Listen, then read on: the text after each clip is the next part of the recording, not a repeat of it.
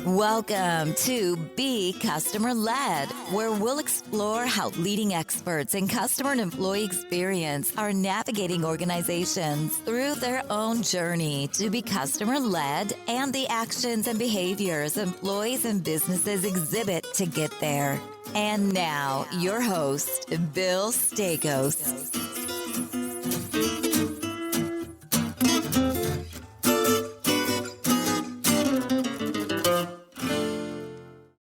Hey, everybody. Welcome back to another week of Be Customer Led. I have a super special guest for you all today. Becky Getz is head of customer experience operations at AWS. She is building and leading the largest CX team at Amazon, which is a really impressive, actually, thing to be able to do, and is the first CX operations lead at the company.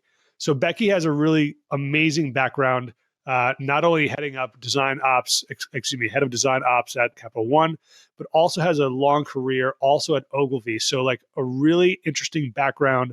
We're going to talk about that as well. But before we do that, Becky, welcome to the show. It's so wonderful to have you here. Thank you, Bill. I'm thrilled to be here. I'm looking forward to this. It's going to be fun. I know, me too. I've been looking forward to this all week. You have no idea.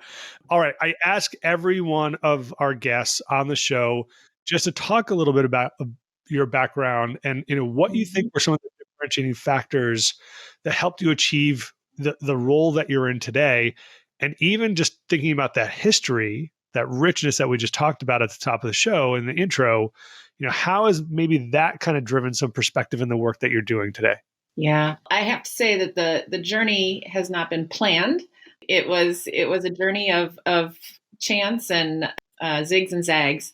I have a dear friend who always said, just always say yes. And I think that's kind of what led me to where I am. So I spent the bulk of my career at Ogilvy, primarily leading global businesses, global client business. And as doing that, worked with a couple of really, Kimberly-Clark, Unilever, a couple of really big global businesses that were really looking at how to do multi-channel, omni-channel, integrated kind of things very, very early on. So I got some experience working with different divisions of Ogilvy, different agency partners, and bringing those groups together to create kind of a bigger whole, if you will.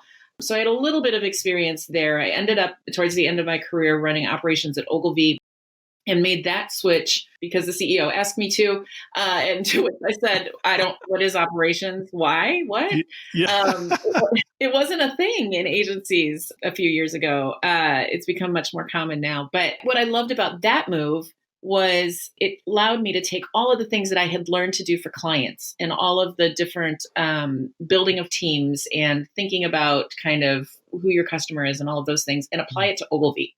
So really was able to almost take like a client point of view, if you will, and say, what do we want to stand for as an agency? How do we put the client at the center? How do we operationalize all that? How do we make it work? And really enjoyed doing that. And then started to kind of hit my head against the holding company wall a little bit and sort of was at that point where I'm going to solve these same problems over and over the same way for the rest of my life, or I might try something different. Tried a couple of things, and ultimately Capital One called and asked if I wanted to consider helping run their design team.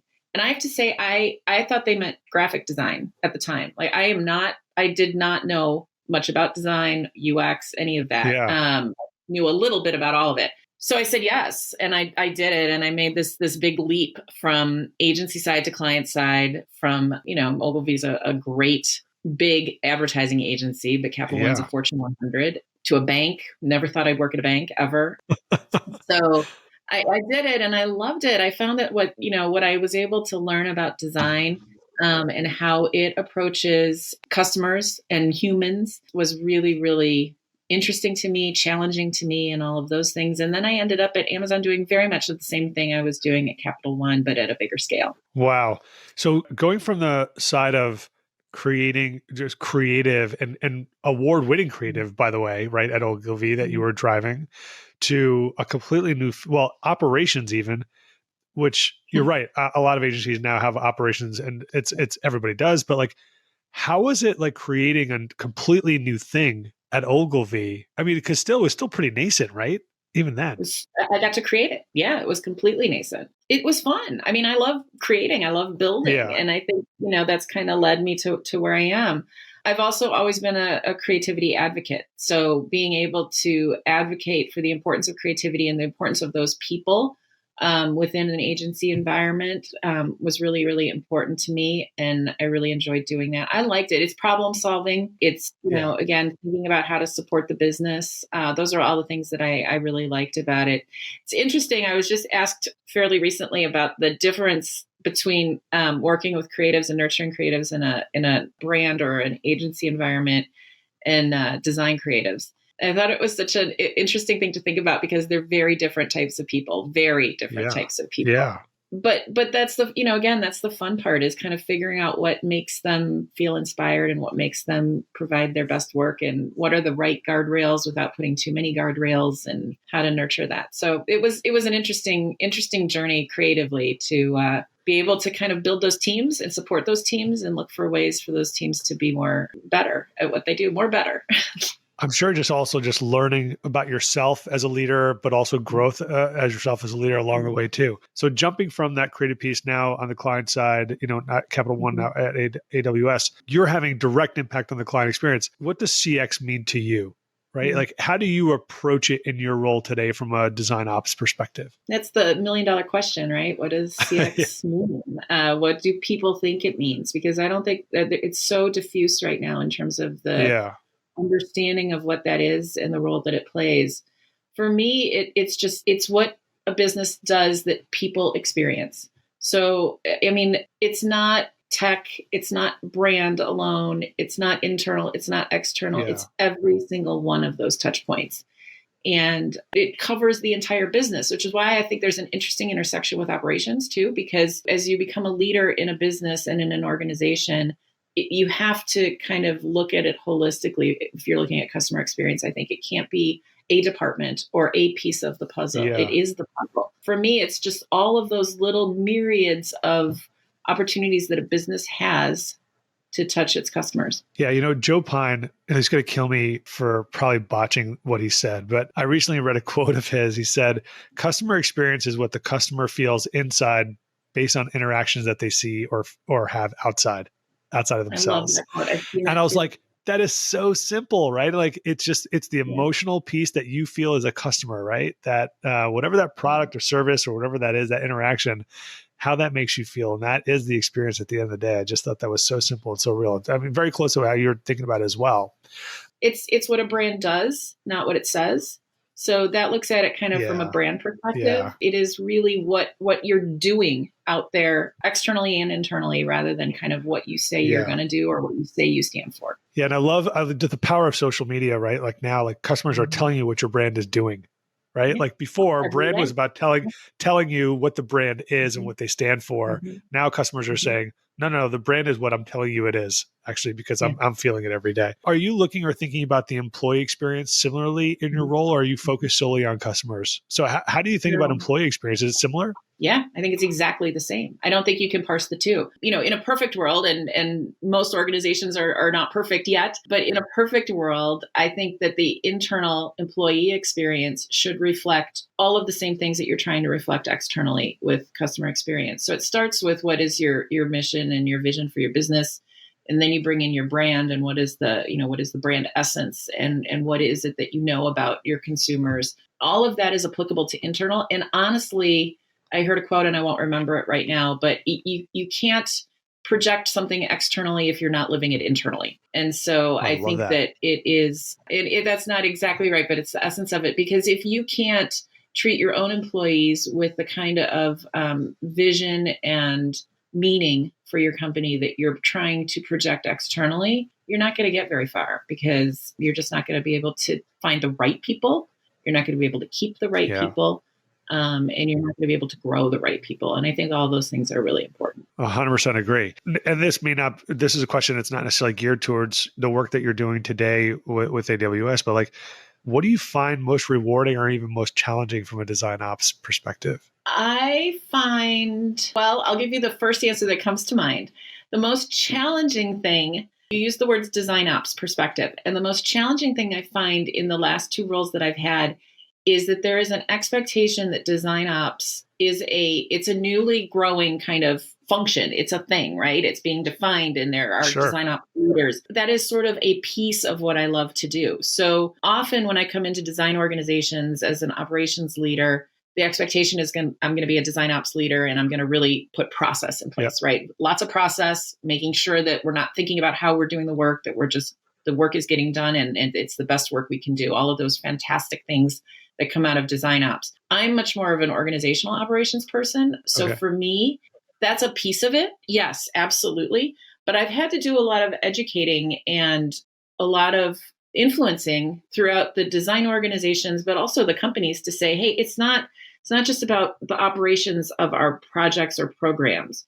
It's about how do we as a customer experience or a design team or an agency team function and continue to grow and continue to build our influence within the organization. And that's become particularly important at Capital One and AWS. So for me, that's the biggest challenge, is that I kind of come into these roles and people are sort of like, all right, now, let's get our tools up and running and what are we going to use to track our projects? Yeah. And I think all that stuff is super important, but I come in with a broader view. And I think that in order to continue to grow CX and the understanding of the importance of CX, it has to be that broader view, not just even within the team, but outside within the company. I think it's so important. I think, I've seen a lot more as well, but CX can be like this really super fuzzy topic to so many people, but putting real structure and real tools and real capabilities behind it makes it real for the CEO or the C-suite as well.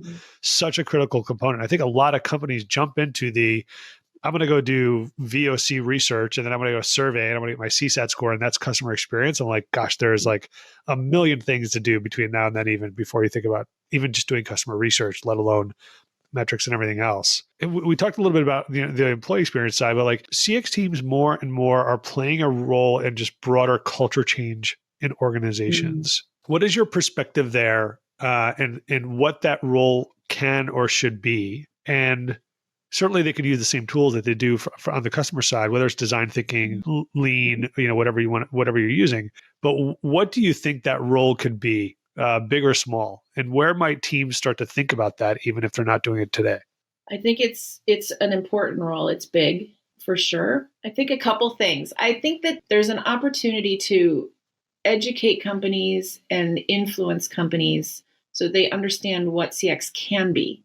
And you started out by saying, and I'm sure you've seen it across all of the different interviews that you've done, CX means so many different things in so many different companies. So in some places it's a sliver. In other places it's a little bit broader, but could be even broader. Companies, my experience is that companies tend to be still very, very siloed, and that doesn't help customer experience. So I think there is a role that CX can play culturally within companies to get people to think more holistically, number one. Number two, to really drive putting the customer at the center and drive that way of thinking. And then, let people take their areas of expertise and go from there. But I also think that design thinking as a discipline is something that could be much more broadly leveraged and create a really rich experience within companies. I gave a talk not too long ago for the 4As where I talked about how CX and advertising agencies can kind of come together. And one of the things I pointed out is that you can use design thinking and you can use CX in your own agency as you're building your relationships with your clients. And we did it at Capital One too. We did a lot of training to help people that weren't necessarily intersecting with our CX team understand how to leverage design thinking to make the work that they're doing better. So I think there's a number of different angles that it can be a culture catalyst within companies. So I love that perspective, and I wish we would see more companies take that on. In a past life, my design team was employing design thinking and training agile Scrum teams on the methodology and the mindset, frankly. And it really started to show a huge difference in the work that they were doing, how they were coming together, creating user stories. I mean, it really just fundamentally changed the way that they were working. And to the point where the company actually said, we're all in on this, train everybody. It was so awesome to see. and That's like what I want to throughput see, goes though. up. Like, That's amazing. I know. It was Yeah. so neat. It was really, really special. We also had a fantastic design leader, working on the team, who led the charge, and she did a fantastic job. When you think about that, though, particularly using tools like design thinking, what roadblocks do you see? Or maybe, what are maybe some other things that we could be doing to break down the silos to create the type of culture change around the customer and even around the employee as well, right? I mean, you have to be as Mhm. employee centric as you have to be customer centric. Tell us a little bit about that or your perspective there. I think that I've seen a couple of things work, and the silos just seem to kind of be the biggest blocker right now. I don't know if you've seen the same thing as you've talked to folks, but no matter kind of how hard companies are trying, design or customer experience is still feels very separate from marketing in what I've Yeah. experienced. And very, not even close to being considered to being related to corporate comms or internal comms or social work, social good work. And I think that there's an opportunity. One of the things I started to talk about at Capital One was let's just build a roundtable. Like, we don't need to talk about who's doing what or how we work together or, all of the complicated things. Let's just all sit around a table once a month or once a quarter and tell each other Yeah. what we're doing and talk about the commonalities. And that's not a bad starting point, because I mean, in my experience with clients and in places that I've worked, oftentimes it's not just siloed, but there's tension because of the way the different Yeah. organizations have grown up. So just getting to know each other and getting to know what the different teams are doing and how powerful to bring all of those different sort of communicators and experience builders around a table just to have a conversation. So that's one thing that I think is really valuable. And I think the other thing is you were just talking about it a little bit, like let train people, help them understand what design thinking is, what Yep. CX is, what design is.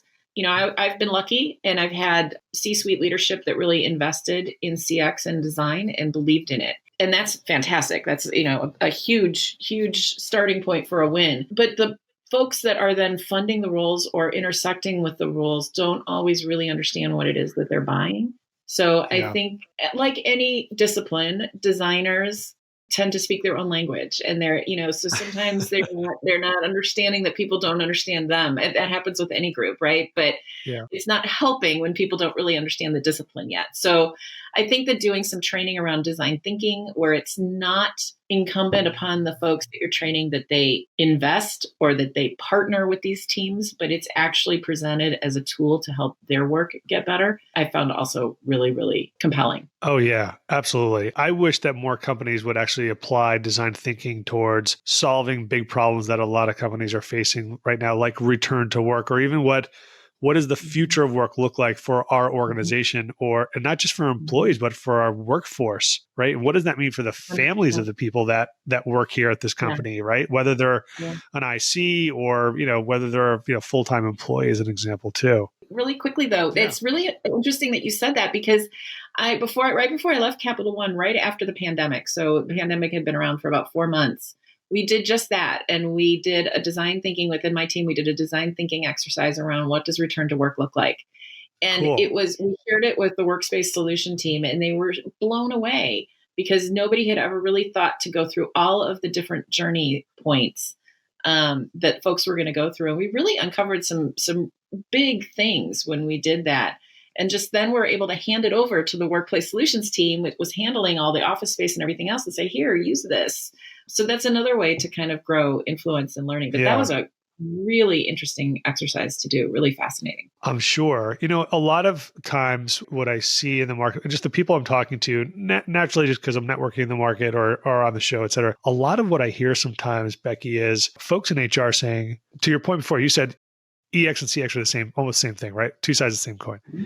A lot of people in HR are just saying, it's not my job, right? Yeah. Right. CX people saying, I'd love to help, but not really my role, right? So back in that kind of siloed thinking, but to your point where if you can bring different diverse people together, put a problem in front of them, use a toolkit that brings sort of a shared understanding, common approach, common language, common approach to solve a problem, the result can be really powerful. I just, I know we could probably talk about this all day, frankly, but like that's where like, this work gets really interesting and could solve major, huge problems for companies. So kudos for you for doing that and bringing people together. That must have been awesome to be in that room for a couple of hours. Trying. I mean, we didn't get everybody, and we got one meeting in before I left, but it's something early days, right, Bill? But I agree with you 100%. I think that's right. The core of design thinking too, get all those different perspectives, get all of the different points of view, do your research, do your user testing and understanding. So you made a change from agency work to, essentially to financial services, now into, technology, essentially, right? And then like in the middle of a pandemic, no less, which is, I'm sure that was stressful enough too. How do you think you maybe have changed as a leader, whether it was due to the pandemic, due to how you're thinking about sort of the next evolution of work and what that means for you and your organization, due to the change in industries? And certainly, I mean, AWS and Capital One are very, very different companies, right? Even large and successful in their own right, of course. But how maybe have you evolved as a leader as a result of that, all that transition? Oh, Bill, that's a great question. I think I've really learned to listen, and I've had to listen carefully and quickly. I say that mostly because of the last two roles, and to your point, Capital One and AWS are very different companies. There's some commonalities there for sure, but the way that Amazon and AWS works and their culture is, it's widely written about, and it's very unique and very different. And learning that is, I say sometimes I feel like I'm getting an MBA in Amazonian, sort of. It's like learning a whole new way to think and to process things. And what is important, especially as a builder for teams that are fairly new, what is important at one company is not always important at another. So it goes back to design thinking, really, in the end, because I could have taken what I built at Capital One and sort of translated it and brought it to AWS. Again, the expectations of the role are very, very similar. But it didn't translate. They needed different things built and different connections and different emphasis. So I think listening and hearing, same thing I mentioned before, like when I first got to Capital One, I was, I wanted to nurture creativity in the same way and talk about it in the same way that I had in the agency world. And it's very different. Creatives don't think about themselves quite the same way. They don't talk about themselves the same way. So I think that for me is what I've, especially again, too, also not being with people, that listening part and that really giving a little bit of space to understand before you jump in is what has allowed me to make some of these moves. That's probably the biggest thing. I mean, and the biggest thing that's changed. You have to there's bias for action always. You have to want to move fast, but you also have to really understand what the organization values and where the organization is right now. Particularly as we go through the last couple of years. Yeah. Do you think that the pandemic has just really heightened that muscle that needs to be worked as a leader now more than ever? I feel like it was, I mean, it's just like, you're not kind of setting the vision and telling people what to do anymore. Like you really need, leadership is so much more ground up now. It's totally, that's exactly right. Yeah, you're exactly right. You used to be able to sit in a room and say, here's what we're going to do. Everybody okay? Cool, let's move on. And now, you, first of all, you can't do that because you're not all in a room. But secondly, what you're going to do 2 weeks ago might be very different from what you're going to do now. And we're on quicksand a little bit, but it's a challenge for a leader. Every industry is. How do you think the work related to customer experience, maybe even employee experience, culture change around that, like how do you see that evolving over the next 5 years? The customer experience broadly has changed in so many different ways over the last 5 years. Technology, AI, machine learning coming in, design become much, much more data driven even, right? Like, how do you see that evolution even happening over the next 5 years? I don't know if that's something you think about, or I'd be curious to hear your perspective though. I think a lot about it because I don't know that I'm not sure what it is today. So, it's fascinating. We're still defining how it's going to. Yeah, I think it's got to become a little bit more holistic. It's got to break out of silos. I like the yin and the yang of the data versus the empathy and the humanness of it. But there is a real opportunity for CX and EX to rehumanize business. And we're in a period of time right now where that is something that is critical and being talked about and sort of it's in the ether. But I think that this ability to bring data you have to have that. It's never going to go away. But if we Yeah. keep moving towards data, and we lose the other perspective of what design thinking can bring in, and branding and marketing and all of the other touch points with people, right? Yeah. There is a real opportunity to rehumanize business and put that person back at the center of what we're doing. And that's what I'd love to see happen over the next 5 years. I would love to see that CXO role become kind of the role of the voice of the customer and employee, and really bring those two pieces together, the data and the empathy. Yeah. Sometimes I think because of the digitalization of the world over the last 18 months, I feel sometimes that is going to get us further away from the customer sometimes, because we so rely on it now, right? It's a big concern of mine. It's something I think about all the time, even in my current role where I am today. I've got two more questions for you. One, I've just started asking guests, so apologies that you're one of the first few that get this question, but who do you look up to in your respective, maybe in your respective field of work, or maybe, or tangential body of work? Like, who do you look up to? I'll give you the first two things that come to mind. When I joined the design team at Capital One, it was a really, really fantastic team, such a strong design team that they have. And it's because, part of the reason is because they created their design team by acquiring Adaptive Path, which was one of the first design. I remember that. So I was lucky enough to work with a lot of those Adaptive Path folks when I started. And some of the leaders from that organization taught me so much about humanity and design thinking and how to apply those processes. I was constantly amazed by their humanness and their smartness. So I really, and their ability to kind of take this founder perspective and folks that had built their own company and then bring it into Capital One and really allow it to thrive there. So I look up to that team. I think that some of those folks I worked with that came over from Adaptive Path were just amazing individuals, are amazing individuals. I think the second thing I thought of when you said that is I look up to and am inspired by the folks that are doing creative things every day. Like, I was trying to think if there's a creative leader that's inspiring to me. And of course there are some, but the folks that actually kind of try to solve problems creatively, their resilience and the way they think creatively and the way that they bring those two things together is astounding to me. So I would say that's the second group of folks that I look up to. So I remember the announcement when Capital One bought Adaptive Path vividly, because I was working at a large financial institution at the time. Will not name names, but I remember the person next to me saying, "That's the silliest thing I've ever heard. Why would a financial services company buy an agency, a design agency?" Really? And I was leading customer experience for that. I'm like, that is the most brilliant move I've ever seen. I'm like, first of all, they're already great at it. You guys were already great at it, right? As well. But now to bring in all this incredible talent and just put more fuel behind that, because you guys knew the power of design, on that business. Such a smart move. Incredibly smart move. They really nurtured that culture too. And they, I give kudos to both sides, because Capital One really allowed that Adaptive Path thinking and the culture that they had built in that company to thrive within Capital One too. So it was a win-win. 100%. You answered my second question, is where you get your inspiration from, but it was people solving problems creatively. So now that I've got some user testing, maybe I won't ask those two questions together. That's actually so. I'm learning as I'm going here too. Becky, this has been a great conversation. I truly appreciate your time, the gift of your time, and coming on the show. I know that our listeners are going to love the show and learning from you. Where can folks find you? I know that you're on LinkedIn and stuff. Are you out there doing like any kind of like public talking or anything like that as well? LinkedIn is the best place to look for me. I am on the executive committee of the CX Council at the 4As.